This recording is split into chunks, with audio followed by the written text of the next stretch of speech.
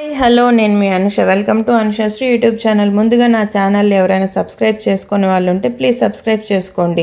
మాకు సాధ్యమైనంత వరకు ఈ కార్తీక మాసంలో శివయ్య దేవాలయాలు దర్శించుకుంటూ వాటి యొక్క చరిత్ర తెలుసుకుంటూ మీకు తెలియజేస్తూ మీకు కూడా ఆయన అనుగ్రహాన్ని పొందాలని కోరుకుంటూ మేము స్టార్ట్ చేశాము. హైదరాబాద్లోనే ఉన్న కిషన్ బాగ్ బహదూర్పుర ప్రాంతంలో శ్రీ కాశీ బుగ్గ దేవాలయం. ఈ దేవాలయం ఉన్న ప్రాంతాన్ని అంతా కిషన్ బాగ్ అంటారనమాట. కృష్ణుడి భాగమైన ప్రాంతం.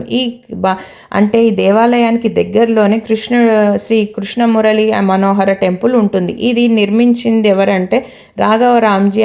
ఆయన కళ్ళలోకి కృష్ణుడు వచ్చి నాకు ఈ ప్రాంతంలో కృష్ణ దేవాలయాన్ని కట్టాలని చెప్పగా ఆయన ఈ ప్రాంతమంతా తిరుగుతూ ఉన్నప్పుడు ఇక్కడ స్వయంభుగా వెలిసిన శివలింగం అనేది చాలా 1000 సంవత్సరాల చరిత్ర కలిగిన శివలింగాన్ని కనిపెట్టారట. ఇక్కడ ప్రాంతం ఇదే అండి, కాశీ బుగ్గ దేవాలయం. ఈ దేవాలయం లోపలికి మొత్తం పక్కన మూసీ నది పక్కనే ఉంటుంది దేవాలయం అనేది.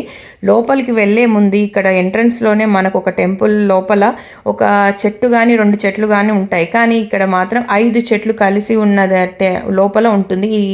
ఈ చెట్టును దర్శించుకొని చుట్టూ తిరిగి వాళ్ళ కోరికలు నెరవేరాలని కోరుకుంటే పెళ్లి కాని వాళ్ళకైనా పిల్లలు కాని వాళ్ళకైనా ఏ కోరికలను నెరవేరుతాయని చెబుతున్నారు.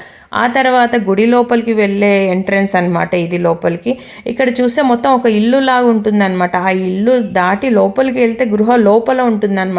అప్పట్లో మునులు చాలా తపస్సు చేసి దేవాలయాలు ధ్వంసం చేయకుండా ఉండడానికి కోసం లోపల ఇలా బయటికి లోపల ఉండేలాగా చేశారంట. ఇక్కడ విశిష్టత ఏంటంటే దేవుడికి నిత్యం అభిషేకం అనేది జరుగుతూ ఉంటుంది. ఇక్కడ వాటర్ అనేది ఎప్పుడు ఊటగా వస్తూనే ఉంటుంది అనమాట. అందుకనే కాశీ బుగ్గ అంటారనమాట ఈ టెంపుల్ని.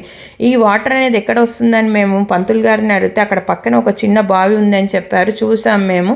ఆ బావిలో ఉన్న వాటర్ అయితే మొత్తం మురికిగా ఉన్నాయి. కానీ ఇక్కడ శివయ్య మీద పడే వాటర్ అయితే చాలా ప్యూర్గా వస్తున్నాయి.